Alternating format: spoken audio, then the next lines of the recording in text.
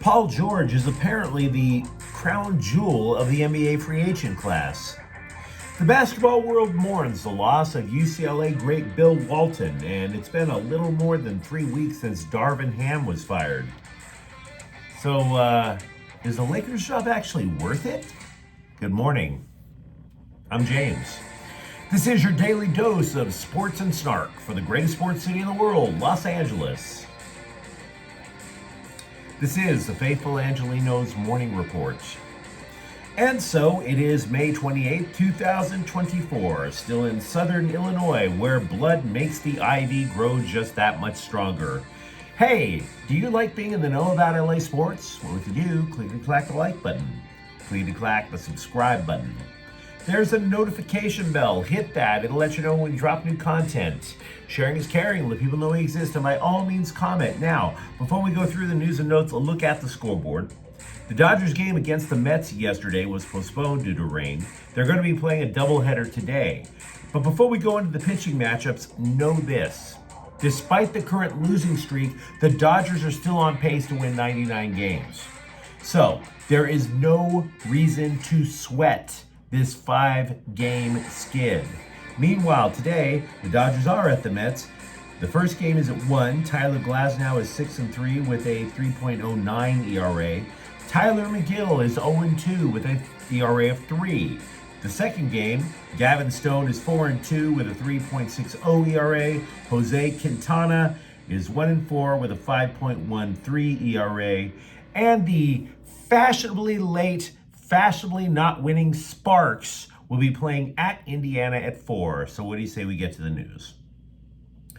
Yesterday, the top story that we discussed was a report that claimed that Paul George was not going to cut the Clippers a little bit of slack in his upcoming free agency. The Clips are so far beyond the salary cap, they could not find it with NASA's help. Kawhi Leonard tried to help. He signed for a little bit less than the max. George, though, is not going to follow suit. So you might ask yourself, okay, losing Paul George would suck for the Clippers, but would they lose him? How big is he in this free agent class? Well, it's more pronounced than just the Clippers need him for any glimmer of a title shot. According to ESPN, Paul George is the second best free agent on the market, which probably makes him the grand prize of the market. Look, LeBron James is the only guy above him.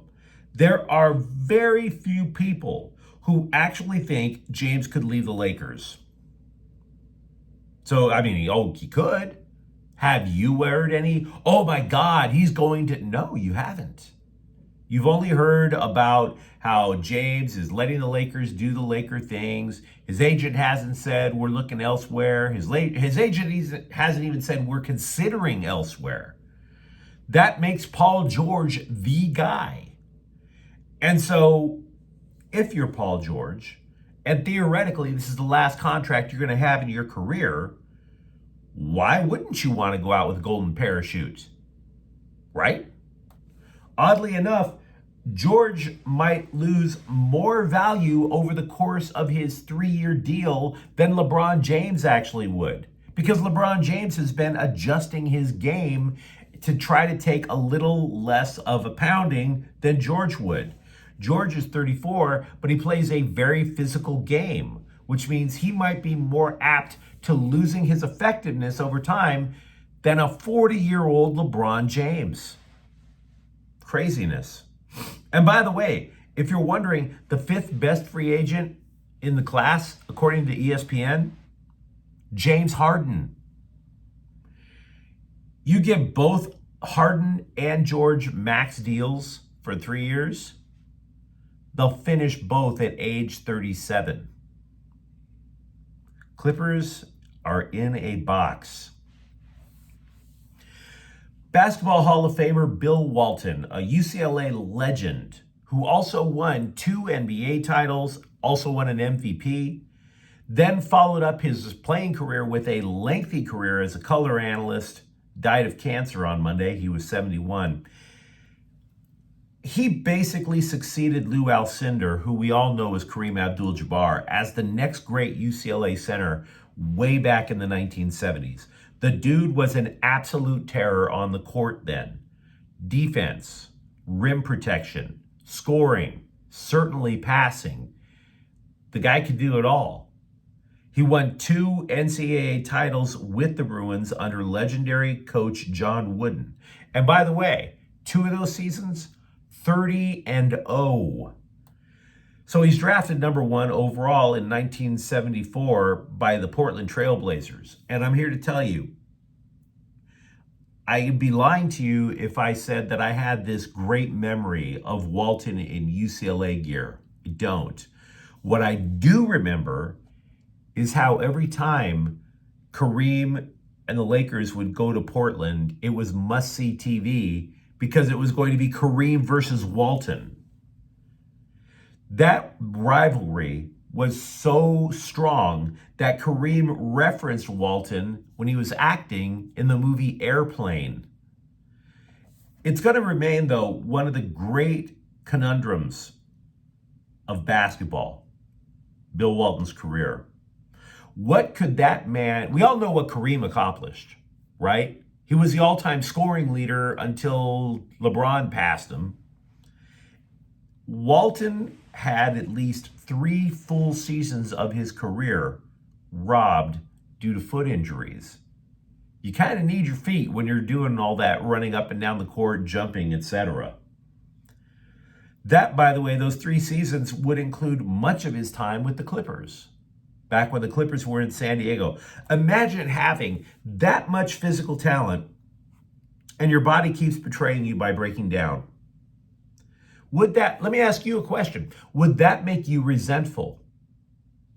Would it? It would probably make me bitter. And yet, when he became a broadcaster, he was the furthest thing from bitter. This is what I liked about the guy, right? To describe Walton as one of a kind would be an obscene understatement, because the man was not only influenced by Wooden, but also the lyrics of Bob Dylan and the Grateful Dead. I'm by no means a deadhead, but that's eclectic. That is personality. John Wooden and the Grateful Dead influenced him. So when he became a broadcaster, he was the furthest thing from resentful over his injuries. What was quirky about Walton's announcing style was that basketball was the game he loved, and yet he clearly acted like a man who didn't want to take everything too seriously. And I realized that his announcing style could have been off-putting to a lot of people. But I really think that there's a lesson to be learned in there. It's as if he was winking at the audience, hinting that life is too short to be that intense all the time. And again, I do realize that there are announcers that get on your nerves. I know people found Walton kind of unnerving. There are announcers who get on my nerves. I think Chris Berman has been doing that same tired 1980s music reference shtick for decades, and I believe that it spawned a legion of ESPN personalities who create catchphrases instead of leveling with their audiences and telling them what's up. But Bill Walton, for all of his eccentricities, was not a man loaded up with catchphrases, because catchphrases are cliche, and Bill Walton was not cliche. He was a father. That lineage echoed in both the Pac-12 and the NBA. Luke, his son, for example, played for Arizona, won 2 titles with the Lakers as a player, then wound up coaching the Lakers. Bill Walton was also an unapologetic supporter of the late Pac-12 conference. He could have simply been a UCLA homer. He wasn't. He loved UCLA, but he also loved everything about the Pac-12. If life is like a soaked sponge, Bill Walton squeezed that sponge until everything could possibly be wrung out of that. Joy, as much intellect, as much wonder, as much fun as a man possibly could, until there was literally nothing left for life to offer him. So on that level, respect the legacy. Bill Walton is gone at the age of 71. It's been 3 weeks since the Lakers sent the obligatory "We thank Darvin Ham for all his hard work" tweet. We still don't even have a firm grasp on who the hell the next coach is going to be. This whole thing might take another 3 weeks as far as we know. There's been hype for the podcaster, but for all we know, the hype is coming from the podcaster. Like he's trying to sell himself on the gig. Now, FoxSports.com took a pause, and they asked people around the league if the Lakers' job is even worth it because this list of potential coaches is not that impressive. I mean, sure, you have LeBron James and Anthony Davis, but as an unnamed NBA executive put it, the job is, quote, high on prestige, bleep, in every other way, unquote. Now, that's an extreme reaction. Another exec from the Eastern Conference said, quote, the Lakers' job ranks at the top because of the traditional level of talent you get to coach. A ton of nationally televised games every year, the favorable whistles your team gets, the favorable schedule you play, and you will always get another job because you were head coach of the Lakers, unquote. He even added that when you get fired, the rest of the league doesn't find you accountable for it because of the drama that surrounds the franchise. A scout said that the Lakers are handicapped, though, by palace intrigue involving Team Magic and Team Kobe. I will grant you that Kobe is no longer with us, but his agent is now the general manager. Owner Jeannie Buss not only listens to him, but she also listens to Kobe's former coach, Phil Jackson. Then there's the Magic Johnson tribe. Magic also bending her ear, as is former teammate Kurt Rambis, who still works in the front office. So if you are wondering why the list of potential hires isn't tickling your fancy, that might be it. And please go in private to have your fancy tickled, folks. Hey-yo. We mentioned the free agent rankings for the Clippers. If you want a giggle, I can tell you that D'Angelo Russell is ranked 15th of NBA free agents by ESPN. By the way, former Laker Malik Monk, 10th. Shohei Ohtani chatted with the scribes on Monday. After all, what else are you going to do when you're sitting on a porch in the rain? He mentioned he's been throwing, though. Ever since that short series in South Korea, he's been throwing about 70 tosses. He's progressed to distances of 60 feet. Hint, hint, hint. Some of the throws have hit 80 miles an hour. Hint, hint, hint. Now, to be clear, nobody is accelerating his timeline back to the mound where he can pitch like a mug. It's still going to be 2025.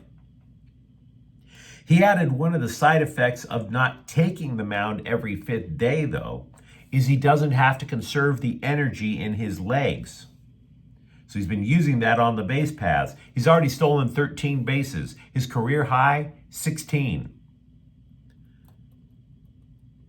A third of the regular season is in the books, and the scribes have started to run the numbers to make cases about many facets of the Dodgers as a team. For example, the Dodgers offense, they have the second worst lower third lineup in baseball. Going into Monday's game, they are hitting just 194. Now, Dave Roberts believes that the lineup has been inconsistent in their approach. Quote, we're trying to cover too many parts of the zone and we are missing the fastball. That's the crux, unquote. The second thing to take note of is the rotation is pretty damn strong. Just not elite. The rotation entered Sunday's game with an ERA of 3.47, 8th best in the game. So elite? No. Solid? I'd say that is. The Phoenix Suns may have already conducted a pre-draft workout with Bronny James, according to The Athletic. The Suns hold the number 22 pick. He's been invited to work out for 10 teams, but apparently is limiting where he goes, such as Phoenix. And of course, he will try out for the Lakers. Also, James's agent, Rich Paul, told the Belcher Report that James would not sign a two-way contract, which allows teams to send their players down to the G League at will. So again, rolling the dice. The Athletic created an all-disappointment team in the Stanley Cup playoffs. Brace yourself, a couple of Kings made the list. There's a shock. Starting not, though, with Pierre-Luc Dubois, but goalie Cam Talbot. Because there's a reason. Any path to a Kings run in the playoffs actually rested not on Dubois, but on Talbot. On Talbot rediscovering what he had in 2017, 2020, 2021 in the playoffs. And he didn't. And the Kings got bounced. Now, Dubois made the list. Don't get me wrong. Dubois is being described now as the league's most expensive bottom six center. But we knew all season long Dubois was dogging it. They say hot goalies win Stanley Cups. So I would actually point the finger more at Talbot. And this is just the latest example of general manager Rob Blake running around like a child holding a box of lit matches in a room full of explosives. But you let me know what you think in the comments thread. Talk to me about your memories of Bill Walton. And do you believe that Paul George is actually the best player in a free agent class? And if so, how good does that class actually look? And if you enjoy the content, don't forget to subscribe to Faithful Angelenos. We're talking LA sports every single day here. Thank you for watching. I'm James. We'll be back tomorrow. Faithful Angelenos is a Ken Cortel Queso production.